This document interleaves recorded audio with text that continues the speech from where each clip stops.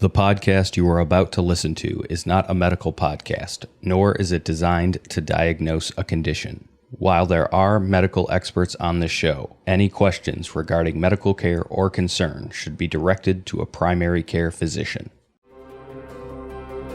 The team at INVAX is dedicated to delivering new, personalized immunotherapy approaches to improve outcomes for people living with glioblastoma and other solid tumors. Leveraging decades of validated research and technologies, INVAX's unique platform is designed to capture a tumor's full antigen signature and use it to stimulate a patient's immune system against remaining tumor cells. INVAX is currently recruiting for a randomized Phase 2b clinical trial of IGV-001 in newly diagnosed glioblastoma patients. Learn more about this Phase 2b trial at invax.com or clinicaltrials.gov. INVAX, advancing a new approach to personalized cancer immunotherapy.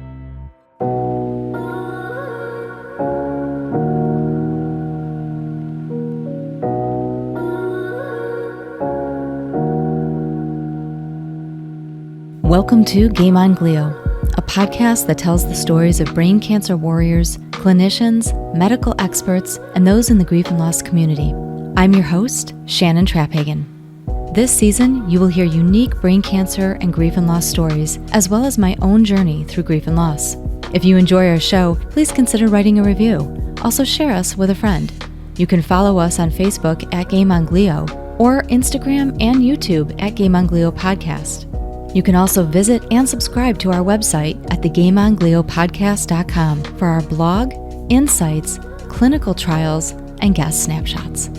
Season 3 of the Game on Glio podcast is sponsored by GT MedTech and Gammatile Therapy. Learn more at gtmedtech.com. And by INVAX, personalized whole tumor-derived immunotherapies. Learn more at invax.com. This episode is brought to you by Mimivax LLC, developing immunotherapeutic vaccines and therapies for treatment of cancers such as glioblastoma. Learn more at mimivax.com. Welcome everybody to episode 5 of the Game on Glio podcast. Today we're going to talk about perfect moments. Now we all know that life is not perfect. We can't strive for perfection in life. But while life isn't perfect, it has perfect moments. What do I mean by that? The fact of the matter is, we can find most of what we're looking for by paying closer attention to the beauty and the moments and the gifts that we already have in front of us. Those beautiful moments that make us smile. We have a tendency to look past those things, to forget, to focus on being better, making more money, being more popular. But it's those beautiful little moments, the ones that sneak up on you. A quiet morning with the birds singing, sipping a cup of coffee on the patio on a gorgeous summer morning, learning a new skill, and doing it all on your own, figuring it out. Someone special wanting your attention, laughing with family and friends. Those are the things that make our lives worthwhile. Those are those perfect moments that we have a tendency to look past, to not enjoy, or not pay attention to. And I was thinking about this as I was getting ready for today's episode, because we talk a lot about perfect moments with my guest, Mike Hugo, today, about his desire to create and to have and to pay attention to those little things in life as he battles glioblastoma. And I started thinking back to my time with my husband, Mike. I remember those moments where we would be going for a walk in our neighborhood, in our village. We have this beautiful, quaint village that we live in. And we would go for a beautiful walk on a summer evening, after work or after dinner on a weekend, or an early morning walk. And he and I loved going for walks, holding hands, walking the dogs, and just talking about our day, about life, about what we enjoyed that week, And I would get this feeling in the pit of my stomach, this warm, fuzzy butterfly feeling. And that was that perfect moment. Those were those feelings. And it was this warm, cozy, peaceful feeling in like my gut, in my core. And I was so happy. And I would just smile and I would look at him. And in that one moment, I would think, this is perfect. This is everything I need right here. That's it. Those are the moments that we need to hold on to, that we need to pay more attention to. I would get that feeling all the time with my husband. Sometimes he wouldn't even be with me. I would be driving down the road, and you know how when you're driving down a beautiful street that's tree-lined and the trees are on both sides, they kind of create an umbrella? I love that. I don't know why, but I always loved streets like that, where it creates this tunnel and you're driving through and the sun is just breaking through the trees and the beams are hitting the car and you've got a great song on the radio and you're just in that space. And I used to have so many of those moments. I'd be driving home or coming back to the house and I knew Mike would greet me. He was going to be there when I pulled in the driveway. He was my family, my world, my life. And I would dream and I would sit there and I would let it sink in. And I would get that warm, fuzzy butterfly feeling in the pit of my stomach. Or he and I would go for an evening cruise. As many of you know, my husband was a car guy and he used to race as a hobby on the weekends. And he had a couple of fast cars, race cars.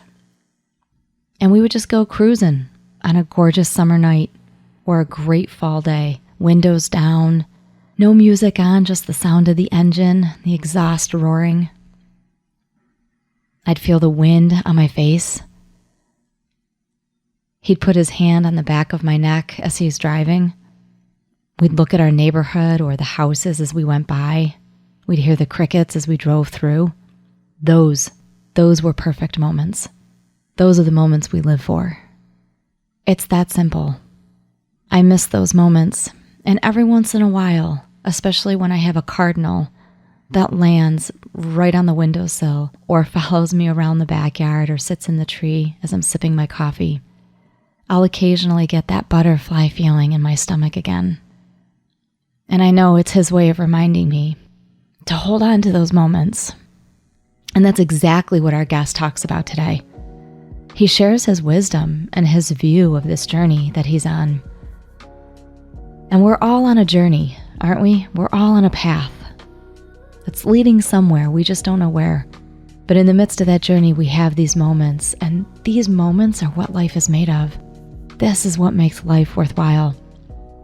And our guest Mike shares his perfect moments, life lessons he's learning, wisdom he wants to impart on his daughters, and where this journey has taken him and how it's opened his eyes. He sits down with us next, after a brief word from our sponsor.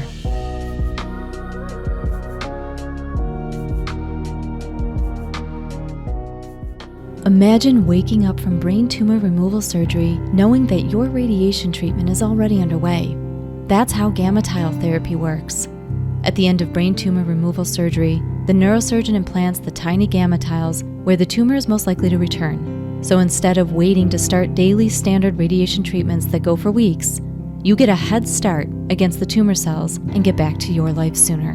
For operable brain tumors of all types, including glioblastomas, brain metastases, and meningiomas, gamma-tile therapy is a one-time targeted radiation treatment with fewer side effects and far less chance of hair loss than external radiation. Gamma-tile therapy is FDA-cleared radiation therapy for patients with newly diagnosed malignant brain tumors and recurrent brain tumors. Gamma-tile therapy is tough on tumors and easier on patients and caregivers. Learn more at gammatile.com. Welcome back, everybody. Thank you so much for joining us. We have a very special guest with us today, Mike Hugo. He is a district sales manager at Medtronic. and he works primarily with neurosurgical medical devices and spine medical devices, which is very fascinating to me. He is also a husband and a father living down south. So, Mike, welcome to the show today. Thanks. I'm glad to be here. I'm really curious. So for everybody who is listening, we will preface this by saying that Mike is a GBM warrior and is doing extremely, extremely well. Mike, let's go back to life before GBM. You've done quite a bit in your life, and it's actually extremely impressive. You've included things like skydiving, you've gotten your pilot's license, you have run significant marathons. Why are these things important to you? You know, not many people will jump out of a plane or get their pilot's license. Is this kind of a glimpse into how you see life? Yeah, I think so. And, it was never intentional, I guess, younger. But, I always like a challenge, right? And that challenge could be getting my skydiving license, getting my pilot's license, right? For me, I just like to, I guess, the cliche of live life to the fullest. Even before I had this diagnosis, someone say, hey, do you want to? And before they even got the rest of the sentence out of their mouth, yeah, I'm in, And so I was always kind of game for anything. And to me personally, I've always felt this way, is what struggle is the way, and that having something to work towards makes life fulfilling and enjoyable. Love that. So when you were diagnosed, take us back to that time period. How old were you when you were first diagnosed? How long have you been surviving with GBM? And how did you find the diagnosis of glioblastoma? Yeah, so I've done 11 full Ironmans and 30, 40 marathons, if you include the Ironman marathon portion of it. Wow. I was training for a half Ironman with my friends and colleagues and family, and I wasn't feeling well. Just didn't feel myself. And then I went to a neurosurgery meeting at University of Miami that our company had sponsored, and saw everyone there. And as I drove home, it's about an hour and a half drive, I started to feel nauseous. I was talking to one of my reps about some opportunities for sales, and all of a sudden I said, hey, I gotta go. And I don't even remember a lot of this, but he said I was starting to not make sense. And then the next thing you know, I woke up and the ambulance had broken me out of my vehicle. Oh my gosh. And was putting an IV into my arm. And I was actually fighting because I had no idea what was going on. I had no idea. The day before, I was swimming 2 miles in the open ocean by myself, which is such a blessing. That the car accident, I had the collision avoidance in my car. So I'm assuming that's why my car stopped with relatively minimal I didn't hit anybody or anything like that. It just kind of, I think, like Dukes of Hazzard style into the ditch. Oh my gosh. And then just stopped. Yeah, so I broke my back in a couple spots, and I woke up and I saw the CT scan. And being that I'm in the industry, as soon as I saw the brain tumor, now obviously I didn't think it was glioblastoma, but I was able to text some surgeons that are close personal friends, and I think very highly of them. And I just said, hey, this is what's going on. And I kind of scrolled through and did a video. You got to get in here. So I went to University of Miami. We did the surgery. Even then, they didn't expect it to be glioblastoma until it was a couple weeks after, where we got the pathology report back. Okay. And it hit us like a ton of bricks. We did not expect that. Yeah. So how old were you when you got the official diagnosis? I had just turned 37. So you just turned 37. I just turned 38. April 10th is my birthday. And it's been about 13 months. Okay. Obviously, things are going very well for being 13 months out, and have a lot of blessings. And I thank God every day, and thank all the blessings I have and the people that have kind of worked together. So you had this car accident. So obviously there was a seizure. That's what this is sounding like, is that you had a seizure while you were driving, and that's what triggered the ambulance to show up, and then going into the ER and then finding this. Yes, that's what happened. I had a seizure, lost consciousness. And then when I woke up in the hospital, I had another seizure.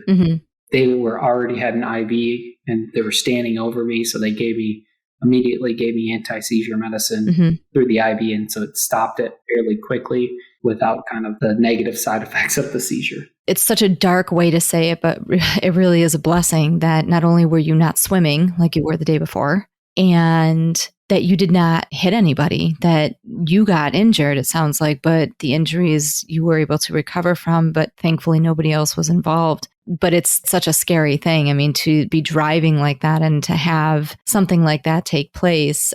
As you've gone through this process, I can only imagine when you say that, you guys were just stunned, that completely shocked. I think it's fairly easy to say that that's pretty much the response of everybody that starts walking this journey. Mike and I were the same way. We didn't, my husband, whose name was also Michael, we didn't know what to say either. We were just completely shocked. You're healthy, you're very active. As you've said, you've run triathlons and marathons and 37 years old, and this takes place. And that's part of the whole reason why we do this show, is to navigate and advocate and educate people as to what this is, and to be aware, to be proactive as much as you can be going into a situation like this.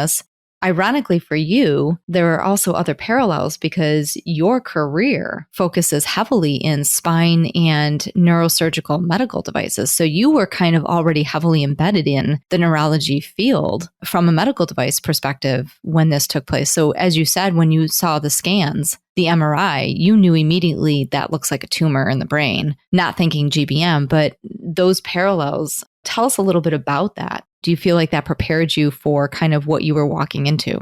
Yes and no. So let me explain a little bit. Number one is, I know a lot of very influential, very respectable surgeons. I know a lot of people in the operating room world side of things. I know the technology that exists out there to give me the best possible outcomes to a certain point, right? Mm-hmm.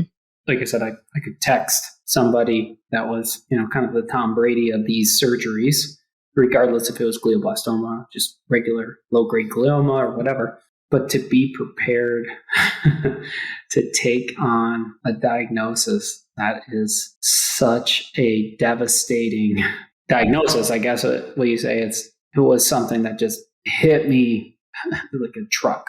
And so there was a lot of learning that both my wife and I had to do. For the surgery is one side of things, Mm-hmm. but I would say almost a bigger aspect is the neuro-oncology, the diet, the radiation, and the oncology care is maybe even arguably more important overall. Mm-hmm.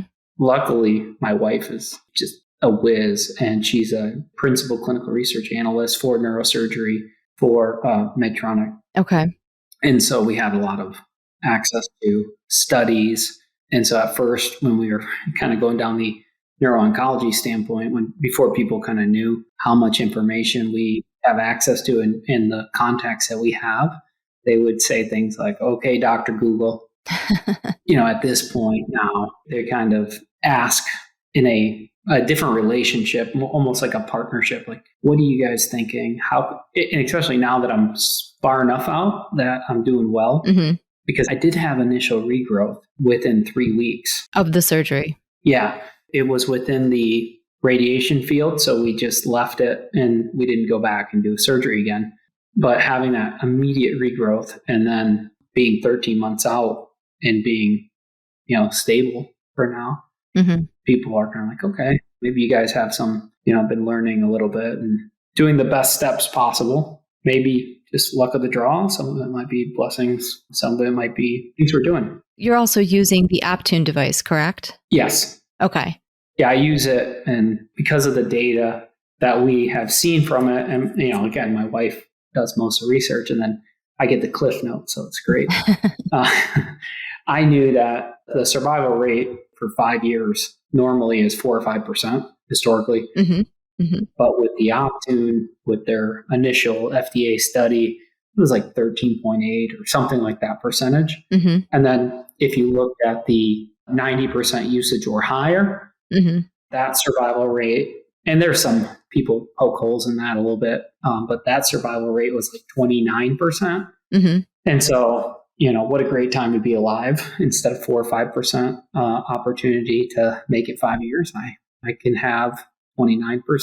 Mm-hmm. And every day it's getting hopefully better and better. Mm-hmm. And so instead of 90% usage, I'm rolling in, I think the lowest I had was 96% usage. Okay. And it seems to be working well. And you're saying, when you say usage, you're saying you're using the device 96% of the time each day, 24 hours out of 24 hours a day. Yeah. Okay. Every time I take a battery out, I put a new battery in right away. Mm-hmm. I live in South Florida, so that makes it a little bit more difficult. And I had to change my lifestyle a little bit. So like every couple days, we jump in the pool with the girls Mm-hmm. and we play around and have fun. But it does change the way that you live. But I like to say I don't have to use Optune. I don't have to do any of these things. I get to, right? Yep. I get to use Optune because that allows me more time with my family, more time with my friends, more time doing different adventures. For those who are not aware or who have not listened to past episodes, the Optune device is actually something that you wear on your head. And this is what Mike is discussing. There are nodes, like little stickers that attach to your head, and there's a cap that goes over it. And you wear this device a good percentage of your day. And that's the device that Mike is using now. The gold standard is to get to 5 years. If you get beyond 5 years, the outlook is a little bit better. Are you still doing treatment, chemo treatment as well right now? Yeah. I went this morning and I gave blood work. I start my next round of maintenance chemo, which will be round 9 Wednesday. On Wednesday. Okay. And so you briefly mentioned that once you were diagnosed, there were a lot of changes in lifestyle that had to be made. One of those changes that you made was to your diet. Do you want to discuss that a little bit? Just what your diet kind of looks like for those who are looking at other options and things that they might need to do. And if you're willing to, I know you and I have discussed previously this idea of glutamine or glutamate in one's diet. Being exposed to that element, it's something that we find in a ton of different foods and different things.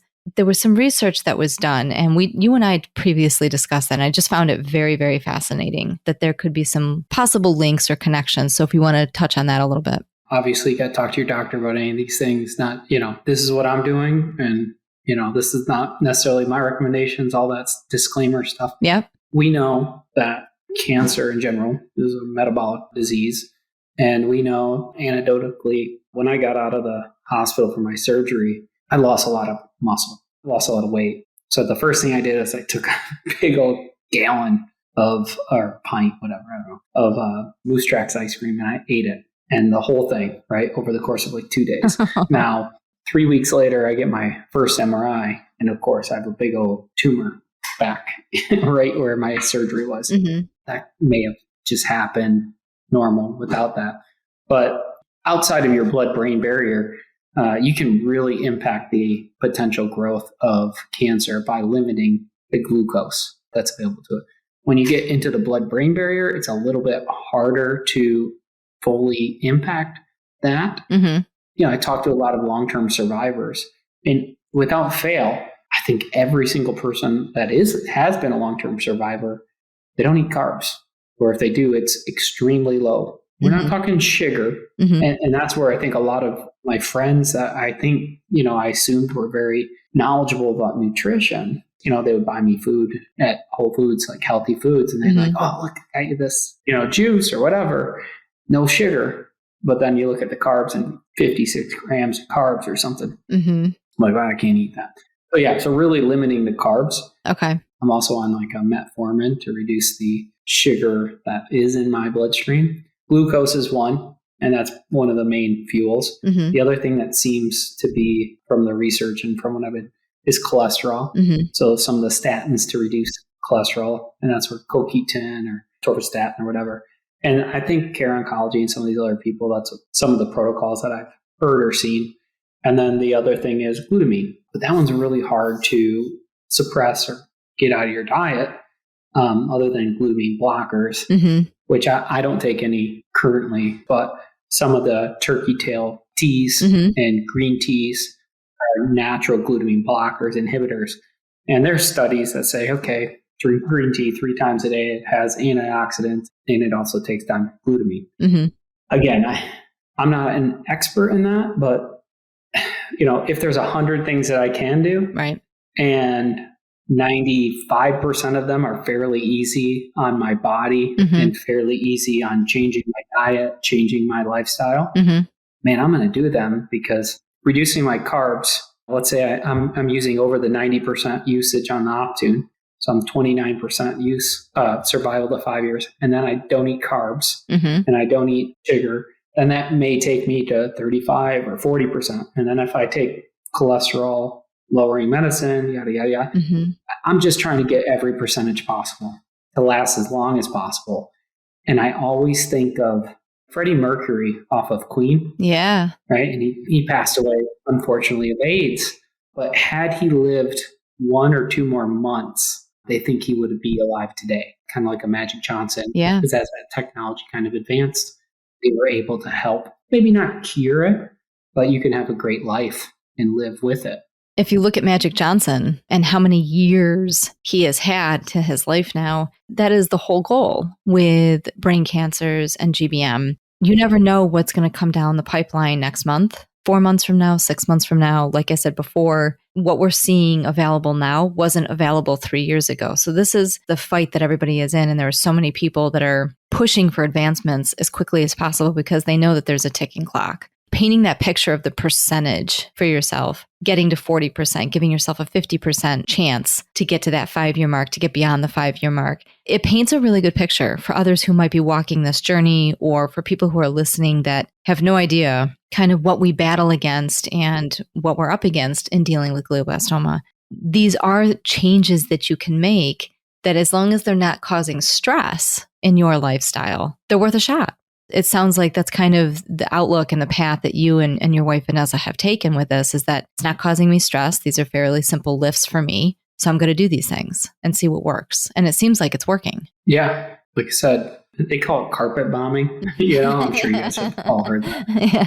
We're basically carpet bombing and throwing everything we can at this cancer to increase that time. It seems to be working well, and I'm in a good spot right now, and I just hope that keeps coming. We hope that too. After talking to you a number of times, it's been really amazing to see your strength and your vulnerability around your diagnosis. It's patients like you that are willing to share their story and really talk about certain raw aspects of this that help everybody else understand the challenges and the nuances of facing a disease like this. You've been quoted in the past in previous articles as saying, and if you don't mind me sharing, because it really it touches on who you are. And it's something that I actually want to hold on to for my own personal journey right now. You said, we live 1,000 tragedies in our minds. Not all of them come true. Most of them do not. The reality is that this one is probably going to come true, but I don't need to live that tragedy every single day. How do you maintain this outlook under these circumstances? What gives you that strength and that hope to think this way? That's pretty profound, and it's beautiful. Yeah, I wish I could take total credit for that. But I had a friend, unfortunately she lost her husband years ago to a different type of cancer. And she gave me this book, and it's called The Daily Stoic.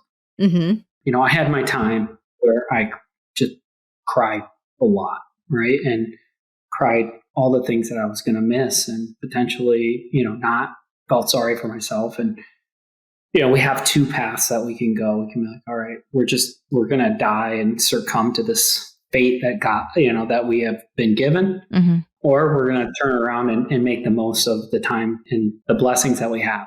So in this book, The Daily Stoic, it's really nice. So like every single day is one paragraph or a sentence, right? So this says, leisure without study is death, a tomb for the living person. And that's from Seneca in his Moral Letters. The quote that I had gotten, the 1,000 tragedies, I believe that was Marcus Aurelius. These things put into perspective, our own mortality, like everyone dies, but not everyone lives. Right. Instead of just every day waking up and thinking about, oh my goodness, I'm going to die from glioblastoma. I wake up every day and I say, wow, I could have died in that car accident. How awesome is it that I get to be here today? How awesome is it that I get to take my kids to school? It's not easy, right? And it's just like motivation is like kind of taking like a bath, right? why do you read this daily Stoic, hence daily Stoic every day? I'm like, well, it's the same reason you take a shower every day. You need to smell if you don't, right? They need to kind of refocus your energy and your mindset. I'm sure your family and friends are very grateful for that. Yeah, it's a little harder with Optune because I don't want to take it off for a minute. So I have like this whole IV pole system. Mm-hmm. But anyway, that's kind of going off track. But the point is that book has really helped me. It's helped a lot of people. I've got that book for, other people that ended up getting glioblastoma and reaching out to me. Mm-hmm. I had a hard time reading at first because of the surgery and because of the radiation was hitting right behind my optical nerve. Okay. But now the vision's pretty much back for my left eye anyway. So it's an easy couple sentences, right? Right. It helped me get in a good mindset when I was heading down a dark path. That doesn't help anybody. This is a book that intrigued me when you and I first spoke about it. I decided to look it up, and it's something that I'm actually getting for myself and for everybody who's listening. The Daily Stoic is by authors Ryan Holiday and Stephen Hanselman. And I will have the information up on the site for this if anybody wants to order it. You can get it off Amazon. It's really easy to find. It's a daily motivational book, but it gives you a lot of insight and a lot of practice on how to change our thinking. And a lot of what you're speaking to, Mike, really goes back to mindful meditation, mindfulness in our daily living. So many of us, whether through a significant diagnosis like brain cancer, a significant loss like losing somebody to brain cancer like I did with Mike, people who have lost others to throughout the pandemic. I actually recently, not too long ago, lost a very good friend of mine who happened to be the wife of my late husband's best friend who died from cancer, and she was only 33 years old. So this book, it was really the timing of talking to you about it and hearing about it. It's something that has to be practiced, right? You have to practice this day in and day out. It takes a lot of time and training to kind of get ourselves to a place where we can look at life a different way than we might have been used to looking at it before you deal with any type of massive battle or climbing a hill or tragedy or circumstance. And it sounds like this book has really done that for you and has really given you some pillars to lean on, a foundation in walking through this journey. I was so thankful for my friend. Obviously, she was healing, even though it had been years since her husband had passed. And, she just cared about me. And she's like, listen, I want you to have this. And, I'm glad that I can kind of share that mindset shift. And hopefully other people can, I guess, embrace the calm and embrace the daily living of, hey, I'm blessed to be here. Today's a good day. Mm-hmm. I'm glad that other people have kind of experienced it the same way that I have. I'll be sharing quotes from it. I just ordered a copy not too long ago, so I will be referencing that for everybody soon. You also have a family that has obviously been massively supportive and a huge rock and pillar of strength for you. Your wife, Vanessa, and your daughters. You and I talked a little bit about how you've been writing letters for your girls for down the road. Can you tell us a little bit about this process? Why is doing this important to you, and how have your daughters and your wife given you strength during all of this?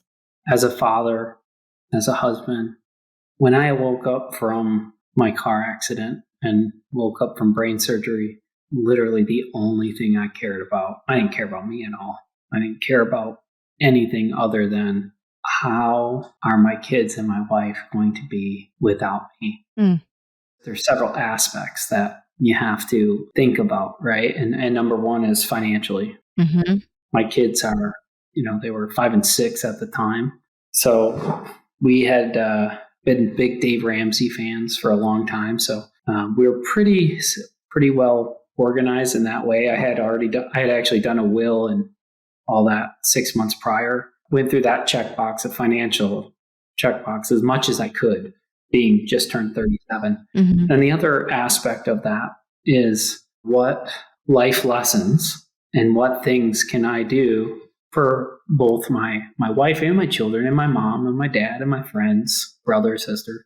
Am I doing everything I can to be, Tim McGraw song is like, I was a better father, better friend that someone would want to have.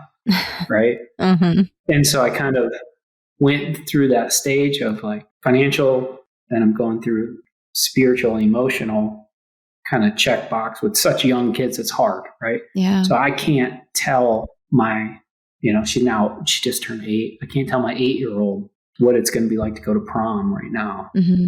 I'm fighting to get there. Yep. But since I can't do that, what are the things and how are the things, how could I and what could I do? So when that time comes and she has a boyfriend that's not nice to her, or your first breakup or something like that, right?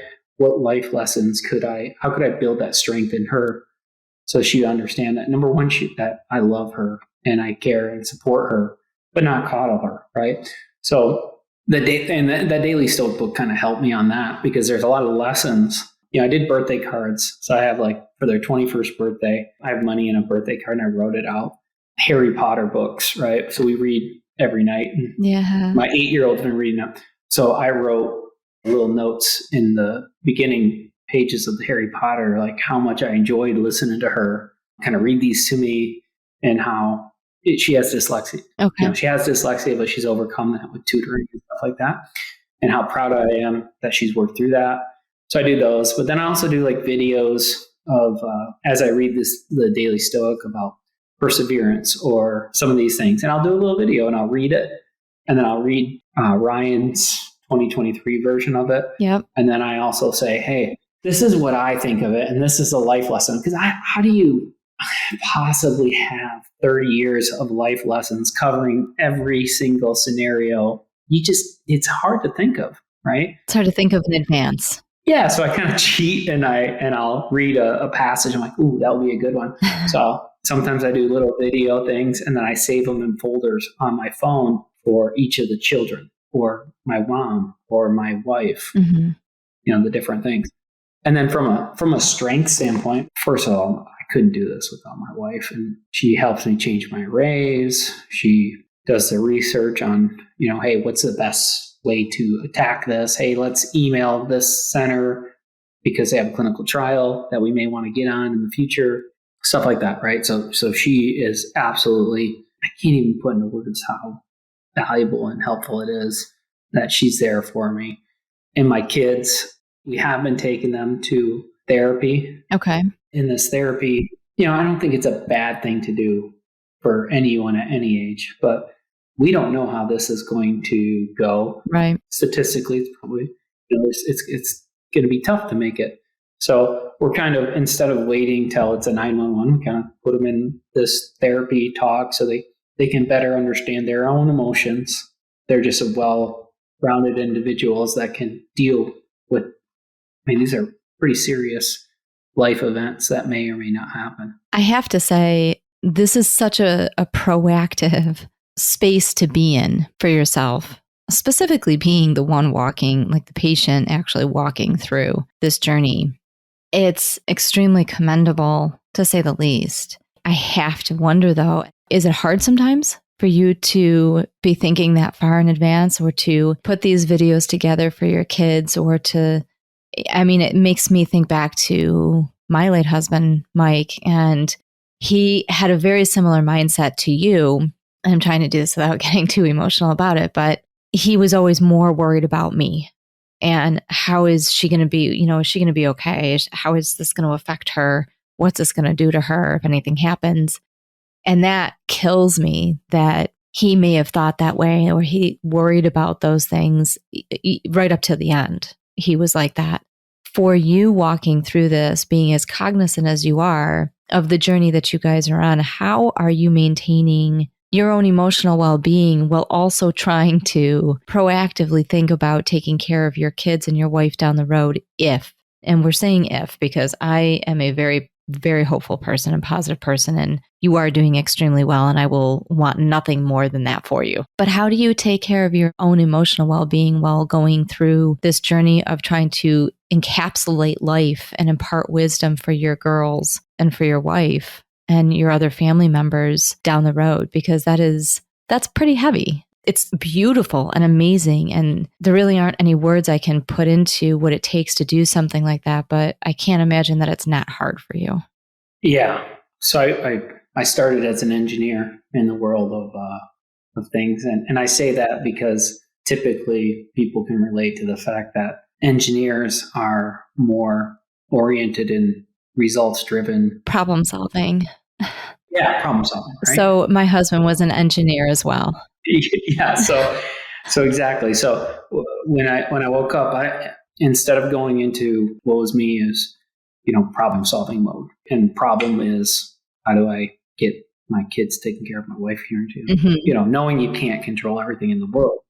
So that's where I'm a little bit probably less emotional and more just problem solution.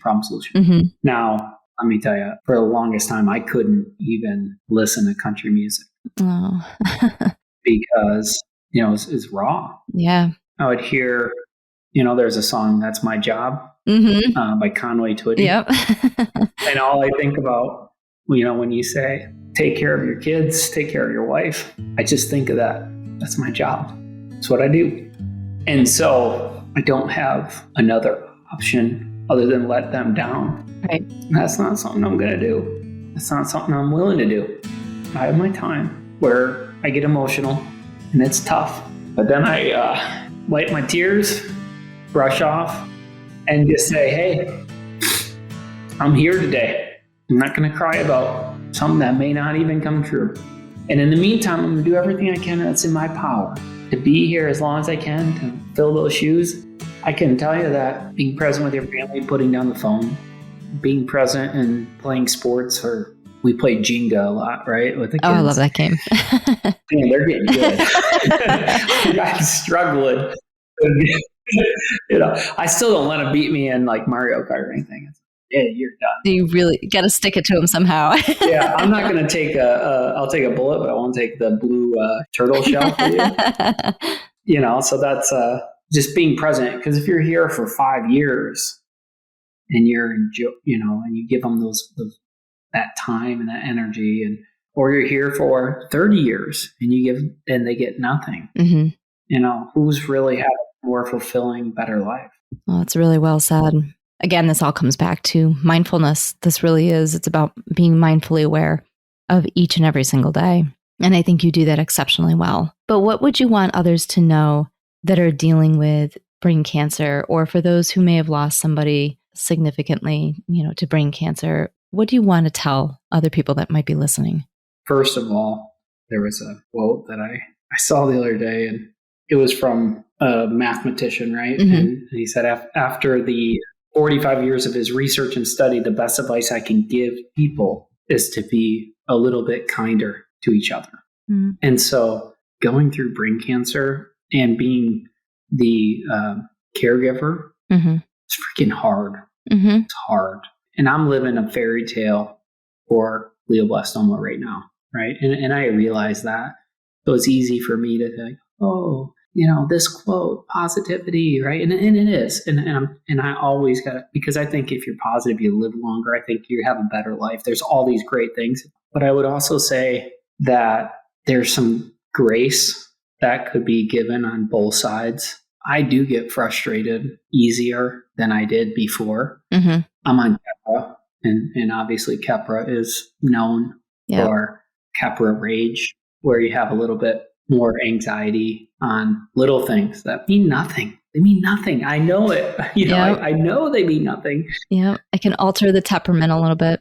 Yeah, right. And so we have a code word with our family. Okay. So if I'm being extra grumpy, they're little kids. So you're like, hey, we got to go. Get your shoes. We got to go to the bus stop. And I ask them one time.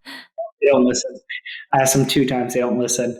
And I'm like, next thing you know, I ask them 5 times and I'm ready to just give spankings, really frustrated. And I really shouldn't be, right? And yes, anyone would be frustrated in that, but knowing what I'm going through and stuff like that, I probably wouldn't necessarily behave the same way.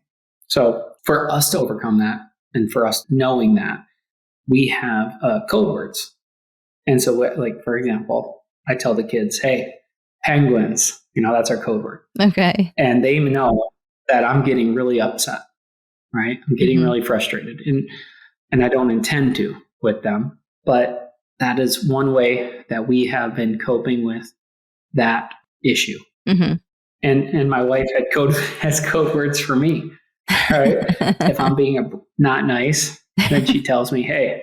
And of course, I hate it when she tells me that, but she's always right. And I compose myself. I kind of process and say, okay, maybe I should not get so upset about X, Y, or Z, whatever that is. And again, that's me where I'm in a mental capacity where I can understand what's going on. But if you're a caregiver and, then just have a little grace because maybe they don't know or understand that they're being angry or frustrated. And there's a lot of scenarios that's not the same person that you maybe have married and loved, and you're still there. It's still you. They're doing their best. Yes. I went through that journey with my Mike as well, where not only the Keppra, but initially the steroids that he had to be on really alters quite a bit. You're still the same people. It's just that there are a lot of things pumping through your system and a lot of stress. And it sounds like that's really kind of at the heart of what you're talking about, is that the family dynamics change extremely when going through a journey like this. And so having a bit of grace with each other, I love the idea of the code words. I think that's a great tip for everybody. Being able to help each other identify when moments are hard, leaning on each other, and staying a strong family unit. These are all parts of this journey. This is what you learn as you walk through this journey. And they apply to all aspects of life. I think in any type of stressful situation, it can be easy to go at each other or to get exacerbated with each other or get fed up. And we have to be gracious and have a bit of grace and patience with each other. I think that's really well said. And I think that's a great tip for anybody who just needs some extra help or guidance as they're maybe beginning this process. I do want to head into rapid fire questions real quick before we wrap up. Okay. These are kind of more fun questions that are just quick answers. First things that kind of come to your mind. So before your diagnosis, what was your favorite food? And after your diagnosis, what is your favorite food now? Ice cream, like Moose Tracks ice cream. Okay. And now it's a big old fat, juicy ribeye steak. Oh, both of those are great. Mm-hmm. One of your fondest memories as a teenager? I used to be a wrangler in British Columbia. And so I would break horses, take people big game hunting and stuff like that. So I was up in the mountains and basically sleeping in not even a tent sometimes. And so those adventures all summer long were kind of like Call of the Wild kind of lifestyle. It was awesome. It was a blast. Totally did not see that answer coming. So that is definitely, that's a great answer. Could not picture that with you. So that explains a lot, Mike. Actually explains a lot. I love that answer. Were you scared the first time you skydived? First time, no. Because I was tandem with somebody else. I mean, I was a little scared and I'm a little bit afraid of heights, but not that much. Mm-hmm. But when I did it on my own, absolutely. Because they made you hold on to like monkey bars out on the wing. Okay. And they had you look up and they're like, okay, let go. Oh. It's like, like, no, you gotta let go. I was like, did they just push you out? No, I climbed out on the wing and then like hanging onto like the monkey bars on the wing. And it was really difficult for me to actually let go when I was diving by myself. Oh my gosh. My heart's actually racing a little bit faster right now I'm just picturing it. I don't think I could do it. Yeah. If I say the word magical, what does that mean to you? Adventurous. Adventures. Last, do you consider life to be fragile or a gift? A gift. Perfect. And a lot of what you've said today actually describes that. Life really is a gift. And I think the education and the information that you and your wife have put together, the way that you reach out to people, your openness on talking about this journey, it teaches others and it's helping others and it's showing others that no matter how hard the fight may be, it's a fight that can be won. It is a fight that is won daily. And you're a shining example of how to live through this and really live as light-filled and positively and magically as you possibly can on a daily basis. So I really appreciate your openness and you're willing to talk about some of the journey that you've been on with us today. I appreciate it. And, I'll be thinking of everybody out there that's also going through this journey. And everybody's journey is different and they're in different places. And we're still just trying to figure it out, By the end of this week, by Saturday, Sunday, you talk to me, I'm probably going to be pretty tired, So, because I got the chemo week. Yep. I feel for everybody, and everyone's journey is different. And regardless, if you can be kind to one another and be as positive as you can, whether you live one day or 40 years, that's still a better way to live. I agree. Thank you so much, Mike, for joining us on the show today. And for all of our listeners, we will be right back.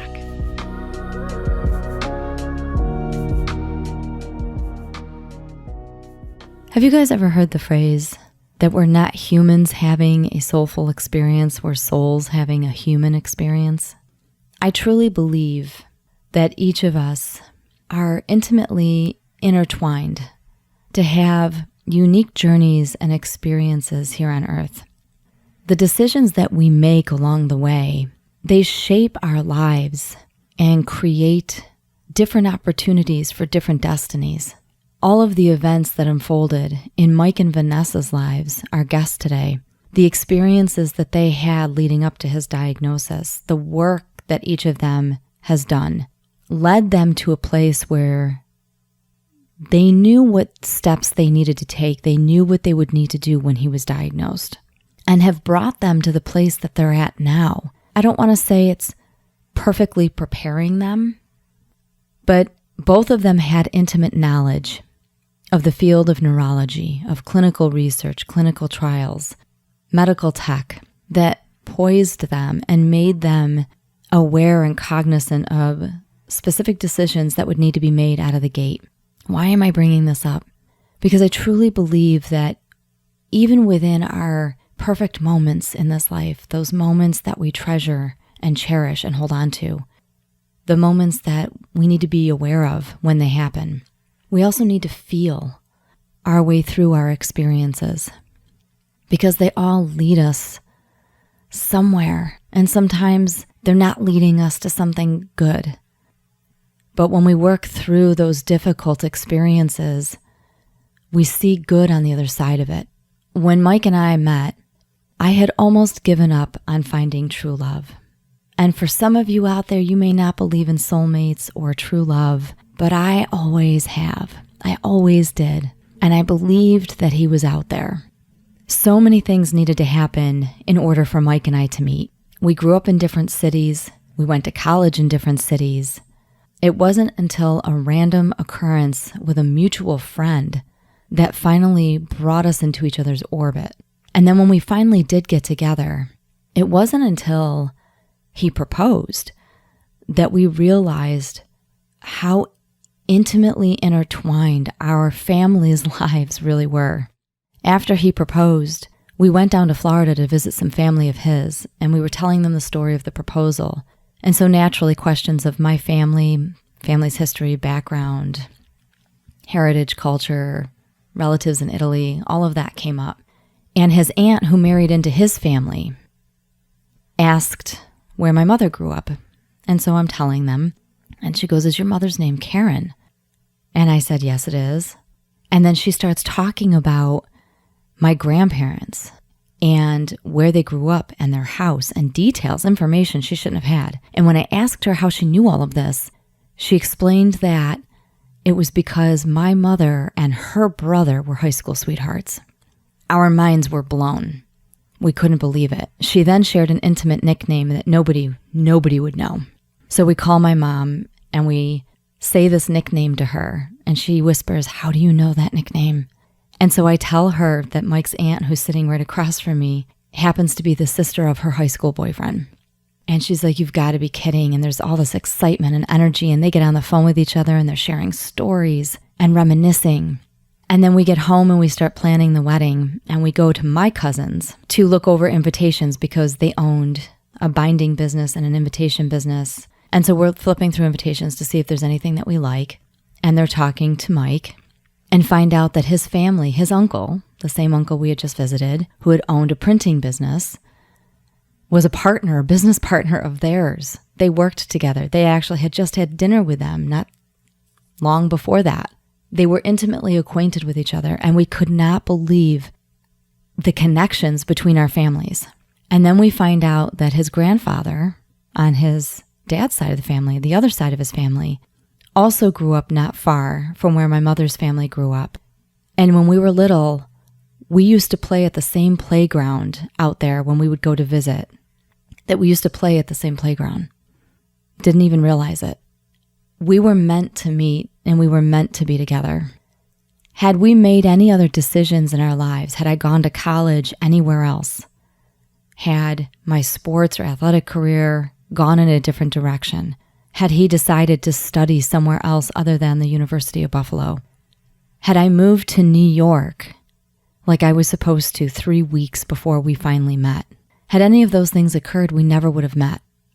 And the journey that we took, the 20 years that we had together, were the most amazing and beautiful 20 years. And even though he is no longer here on this earth, that soulful experience, that stays with us. And his soul is waiting. It's up there. And had we not gone through the journey that we went through, I wouldn't be here doing the work that I'm doing now. I wouldn't have met people like Mike Hugo and Greg Link and DJ Stewart and Harry LaRusso and Tara over in Ireland, Laura Dill, Colin Gerner, so many people that I've met in this community. Matt from Head for the Cure, Lance and Chris Schuler, amazing, beautiful, wonderful souls that are teaching me, that are continuing to teach me. The work that I do wouldn't have happened had I not been with Mike, met Mike, fallen in love with Mike, and gone through his diagnosis and his death. And that is not an easy thing for me to say, but it is another one of those perfect moments. Because we have to value the space that we're in the moment that we're in. And I value all of you. These conversations that I have with you, they teach me so much. My soul is having an amazing experience, and it is a bit painful, but it is still an experience. And that's what we need to take away from this. I hope all of you enjoyed our conversations today and our thoughts and our takeaways from today's conversation. We have so much more ahead of us, so stay with us and join us for our next episode. Until next time, thank you. This episode was brought to you by Mimivax LLC, developing immunotherapeutic vaccines and therapies for treatment of cancers such as glioblastoma. Learn more at mimivax.com. You've been listening to the Game on Glio podcast, the podcast that is designed to educate, advocate, and tell the real stories of those walking the journey of brain cancers such as glioblastoma and grief and loss. Like what you hear? Share us with others. Follow us on Instagram at Game on Glio Podcast, Facebook at Game on Glio, or visit our website or YouTube channel. You can find us anywhere podcasts are played.